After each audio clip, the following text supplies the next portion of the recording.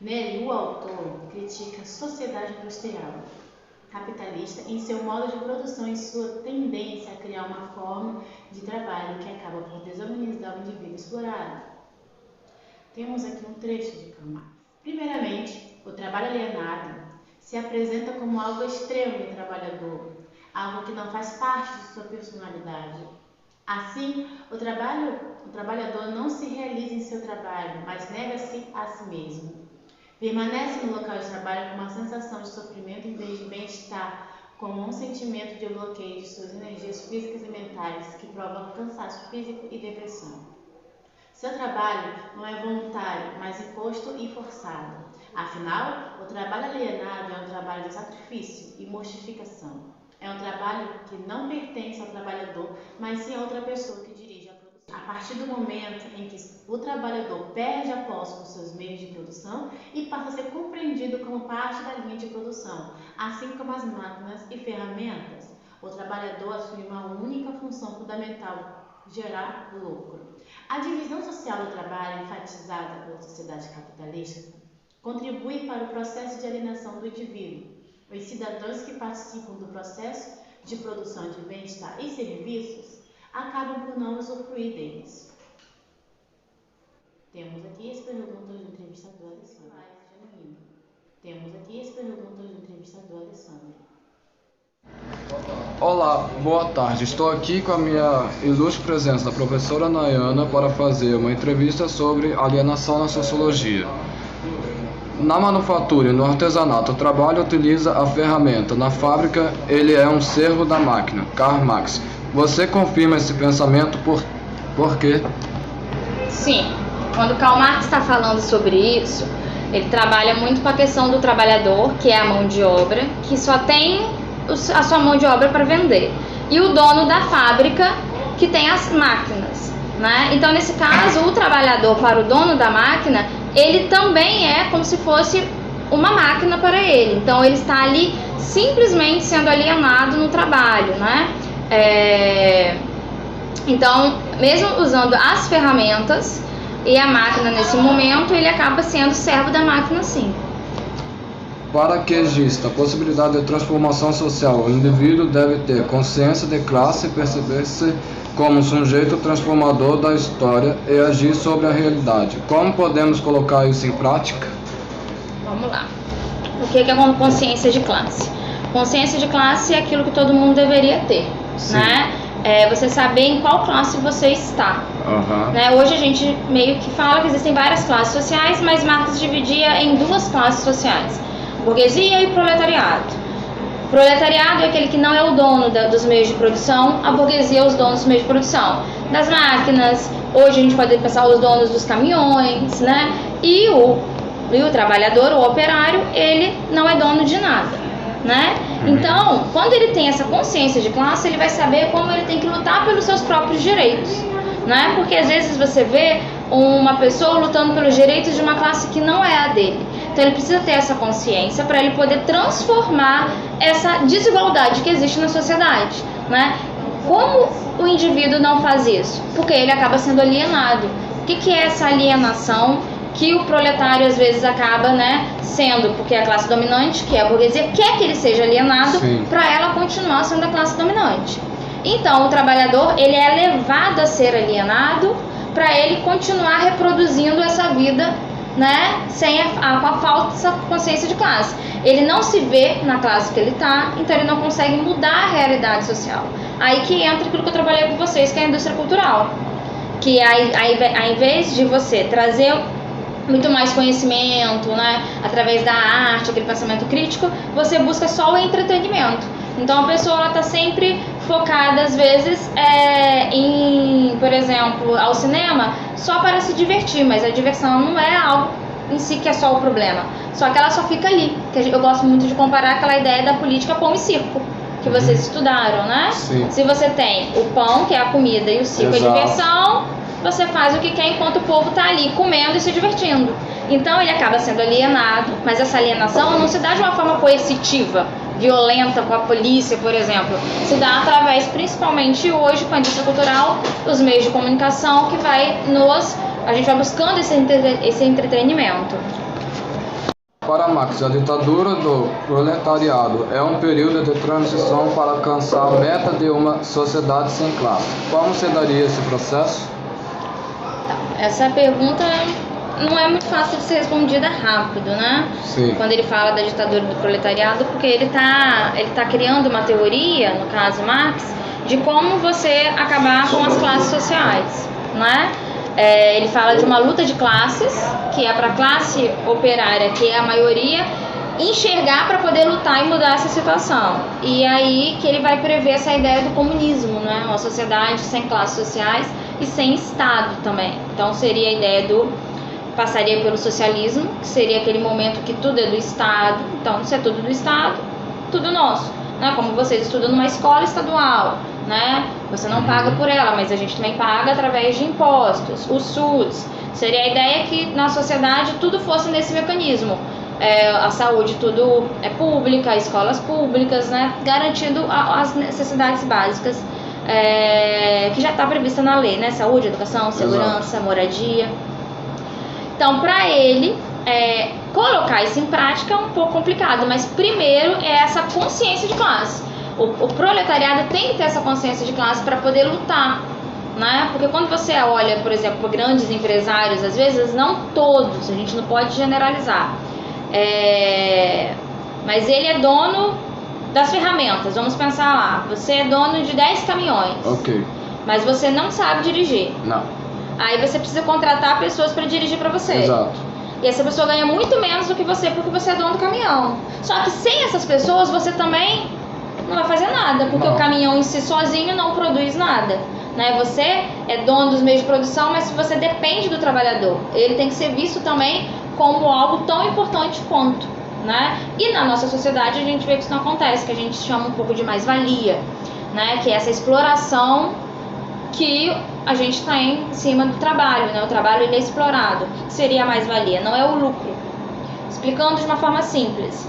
Você tem o dinheiro que você precisa de lucro porque é a sua empresa. Você tem também o valor para pagar ao seu trabalhador, né? E você tem o valor da matéria-prima que você comprou para fazer as coisas.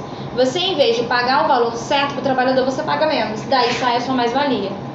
Né? Então são explorações, são horas trabalhadas. É como se eu trabalhasse 10 horas e ganhasse 8, né? Trabalhasse 10 horas todos os dias, 2 horas o patrão pegava de mim essas 2 horas, né? Então com isso ele vai aumentar cada vez mais a renda dele.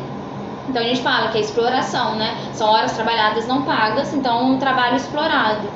Que é isso que a gente vê, o capitalismo ele é baseado na exploração. Uma sociedade a qual tem muito mais igualdade, onde não há essa exploração do trabalho, não seria uma sociedade capitalista, né? Então, na teoria de Marx, naquela época, quando ele previa essa ideia, era o socialismo como uma forma de alcançar o comunismo, que seria uma sociedade mais utópica, onde não existiria Estado, não existiria classes sociais, mas ao contrário do que muitas pessoas entendem, né, tem a ideia do comunismo científico. Seria onde, por exemplo, você trabalharia, vamos pensar, se eu trabalho 80 horas por semana, eu poderia trabalhar muito menos, ia gerar mais emprego para outras pessoas, ia me sobrar mais tempos para estudar cada vez mais, para poder ter mais conhecimento, mas eu deveria receber um salário ideal para trabalhar menos horas. Então você teria todo mundo trabalhando e todo mundo com tempo para poder também, né, estudar e aprender mais. Aprender, fazer outras coisas, porque a vida não se resume só em trabalhar, acaba sendo, né? Por isso que você está vendo essas doenças que as pessoas estão desenvolvendo. Trabalhar, ficar com a família, estudar, sempre aprender mais com o seu próprio filho, o aluno. Sim, você vai ter uma qualidade melhor no seu trabalho, você vai ter uma qualidade melhor de vida, todo mundo sai ganhando, porém aquela galera que é dona do poder vai ter que dividir um pouquinho, digamos assim. E a gente sabe que não é um poder muito grande, né? Uma concentração de renda muito grande. E aí, quando eu falo da alienada, é o quê? Que às vezes, quando você fala em dividir um pouco mais, aquela pessoa que está bem empregada, por exemplo, ganhando uns 20 mil por mês, ela está achando que é ela que vai dividir. Ela não está conseguindo entender que é quem ganha bilhões, entende? Ela entende quando você fala, a gente tem que cobrar mais impostos de quem mais recebe. Aí a pessoa ganha 5 mil reais e ela acha que é ela. que vai ser. Não é, tem que entender, a falta de consciência de classe é isso. Você ganha 5 mil, você acha que você é muito melhor do que quem ganha 1.000, não é? Você acha que você está próximo ao Silvio Santos, mas você está muito mais próximo de quem está, às vezes, precisando de assistência do governo, salário mínimo, ou até assistência dessas Bolsa Família e por aí vai, entendeu? A falta de consciência de classe é isso. Você, às vezes, está numa classe melhor, com escolaridade, com emprego legal, mas você não é um capitalista, você não é dono dos meios de produção. Você precisa, né? Um médico precisa que alguém contrate ele não é dono do hospital, né? Professor, um cara que trabalha embarcado e ganha bem, ele não é dono da plataforma. Não. Então, ele pode também ficar desempregado a qualquer momento. Então, essa é a ideia da alienação, que você não entende que essa classe não é a sua. Aí a indústria cultural entra ajudando você a ficar cada vez mais alienado. Você precisa comprar, você precisa fazer isso, né? E você acaba, às vezes, você tem às vezes um capital cultural semelhante a essa classe que tem dinheiro, porque você conseguiu estudar. Então você também gostaria de ter a vida que essas pessoas têm e tem entendimento, né? Mas o seu poder de compra não é o mesmo. É isso. Ok, obrigado. Até a próxima. Hegel, um dos mais importantes filósofos alemães, foi o primeiro a utilizar o termo alienação. Segundo ele, a alienação do espírito humano está relacionada com as potencialidades dos indivíduos e dos objetos que ele cria. Assim, é transferida a potencialidade dos indivíduos nos objetos produzidos, criando uma relação de identidade entre os indivíduos, como, por exemplo, na cultura. Na filosofia, desde então, o conceito de alienação está associado a uma espécie de vazio existencial. Relaciona-se, assim, com a falta de consciência própria, de modo que o sujeito perde sua identidade, seu valor, seus interesses, sua vitalidade. Como consequência, o sujeito tende a objetificar-se, tornar-se coisa. Em outras palavras, ele torna-se uma pessoa alheia a si mesmo. Temos aqui um trecho de Hegel. Quanto mais intensa é a preocupação do indivíduo com o poder sobre as coisas, mais a dominarão, com mais lhe faltarão e os traços individuais já não. Bom dia, estou aqui com a ilustre presença do professor Leandro para fazer uma entrevista sobre alienação na filosofia. O conceito de alienação está associado a uma espécie de vazio existencial. Você concorda com isso? Como me explicaria? Então, eu acredito que há concordância com essa afirmação, porque pelo menos a vertente na qual eu adoto para compreender a alienação é justamente quando a gente deixa de ser o que a gente é, né, enquanto humano. Então, esse vazio faz sentido porque a gente perde a nossa essência, né? Quando a gente pensa no que a gente é, nós podemos estabelecer muitos pontos para poder definir. Eu professor, eu pai, eu marido, eu cidadão, eu homem humano, né, nesse aspecto macro. Então, assim, o vazio existe porque quando a gente é alienado, a gente deixa de ser, de certo modo, quem a gente é para reproduzir ou, de certa forma, ser o que os outros esperam que nós sejamos, mesmo que isso não seja o que nós somos. Não sei se... Por que a indústria cultural tem um papel fundamental dentro do processo de alienação? Então, quando a gente pensa, né, na indústria cultural, lá na galera de Frankfurt, enfim, quando eles colocam a visão, eles olham muito como a produção midiática, né? Vou me referir sempre a um aspecto mídia. Eles estavam na geração do rádio, a gente passou pela TV e hoje a gente tem internet. Até virar atualizado hoje com a internet, TV 4K, assistência social. Então, quando eu penso em indústria cultural, eles olhavam muito com uma visão de que era o desejo de uma criação de uma massa, de certa forma, que iria consumir, que iria ser parte dessa própria cultura, né? Ser alienado, vamos colocar assim, nesse processo. A gente deixa de querer o que a gente quer para desejar esses produtos de massa. Eu tenho uma pequena reticência a Frankfurt, porque eu penso que é possível que a gente escape a cultura de massa e exercite uma reflexão, né? Um processo de análise crítica, enfim. Mas o aspecto da indústria cultural é um desejo que ocorra adotando a linha, né, de Frankfurt, né, frankfurtiano, existe esse desejo desse controle, como eu posso falar, dessa criação homogênea, porque do ponto de vista da produção é mais fácil fazer um produto que, né, seja consumido por vários do que ficar segmentando. Apesar de hoje em dia a gente ter as identidades, é o negro, é a mulher, é a negra, gay, né, essas segmentações de mercado, mesmo assim, se a gente observar, a gente vê uma matriz, né, que é padrão de certa forma, só vão trocando a roupinha. Eu costumo brincar que é tipo a Barbie. A Barbie é sempre a mesma, só muda a roupa de acordo com quem vai estar comprando. Fazer a roupa é mais fácil do que fazer a Barbie. Então eu vejo mais ou menos nessa linha, mas percebo que é possível a gente lutar, enfrentar essas hegemonias, ideologias, mas o interesse deles é de fato essa homogeneização. O que seria lazer alienado e consumo alienado?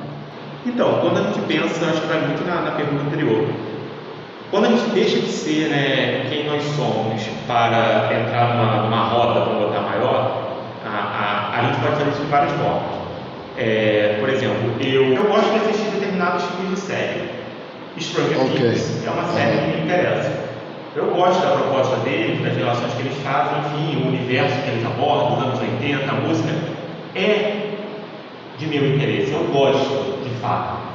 Mas às vezes a gente percebe que, por exemplo, eu posso assistir Stranger Things para poder estar numa roda de amigos, eu posso assistir Stranger Things para ser o legal que está, né, consumindo, que está assistindo aquele lazer, pegando a série como lazer.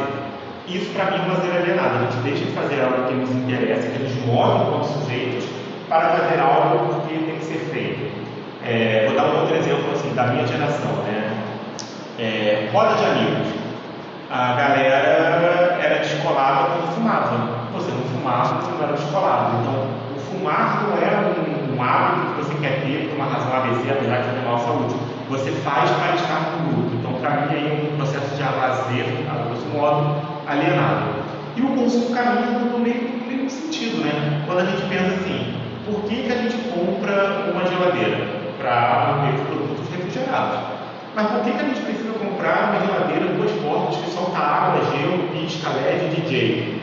Porque isso, né, esse processo de coisa. É para você consumir sempre mais, sempre sabendo que não vai precisar ter aquele certo produto. Aquela obsolescência programada, né, que existe, um produto é feito, mas daqui a pouco está defeito, porque isso está vendendo. Você pode comprar o produto top de linha, mas depois vai acabar que vai estragar de qualquer jeito. Eu falo do meu celular. Hoje em dia eu tenho um smartphone, o G7, eu acho, que já está desatualizado. Mas assim, tira foto, tem os aplicativos.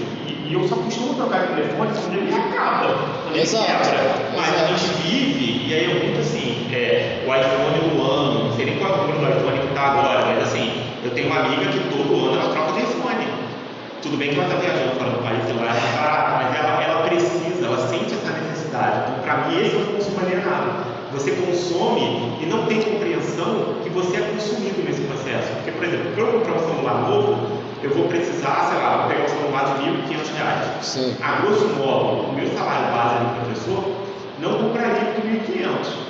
Então, eu estou trocando trabalho por trabalho. Quando a gente perde essa concepção, né, que ali tem o trabalho, que ali tem a mais-valia, ali tem uma série de questões, a gente tem um consumo refletido. Quando é um consumo pelo consumo, vou ficar comprando roupa, né? A gente vê aqueles acumuladores da vida, compra 47 mil sapatos, 47 mil outros, não vai usar aquilo tudo, mas você precisa, você sente essa necessidade, e aí não existe reflexão, né? Do consumo ou a intenção do consumo. Então eu acho que por aí caminha um consumo alienado, mas com lazer, enfim, né? Nesse aspecto. Obrigado pela sua compreensão. Até a próxima. Um abraço. Tchau. Tchau.